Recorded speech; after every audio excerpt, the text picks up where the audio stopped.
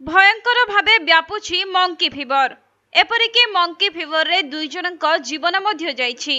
तेबे monkey fever आक्रांतों संख्या बढ़ुथिबा बेले एहा सरकारक चिंतार कारण पलटिछि।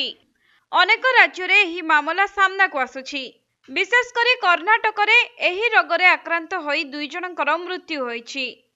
तेबे कर्णाटक रे एबे सुद्धा 64टी मंकी फीवर मामला सामना को आसिथिबा बेले 2 जनक मृत्यु हेबा परे राज्य सरकारक स्वास्थ्य विभाग अलर्ट मोड को आसिछि। आउ एही भाइराल संक्रमणर मुकाबिला पई विभागीय अधिकारी माने प्रस्तुति आरंभ करिसेंती। किंतु एही रोगर कोनोसी निर्दिष्ट चिकित्सा नाही।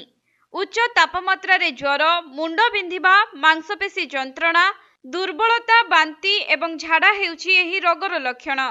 एपरि स्थिति रे केवल सतर्कता अवलंबन करी एही रोग ठारू दूरेई रहिबा उचित। तेबे मंकी फीवर एक भाइराल रोग जहाँकि क्यासनूर फॉरेस्ट डिजीज भाइरस जोगु व्यापी थाए।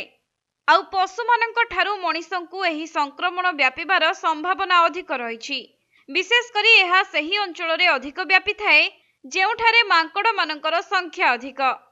सूचनायोग्य जे एही रोग 1957 मसीह कर्णाटकर घंच जंगल रे प्रथमे देखा देइथिला। सेबेठारू दक्षिण एशियार अनेक अंचल रे एहार संक्रमण देखा देइछि। विशेषज्ञों कहिबा अनुसार मांकड़ों कामुड़ुथुबा किछि टिंक बा पक जदि मनिष को कामुड़ु थाए तेबे ताहा मनिष मानक क्षेत्र रे संक्रमित हुए। तेणु एपरि स्थिति रे केवल सतर्कता अवलंबन कले ही रोग ठारू दूरेई रही परिबा।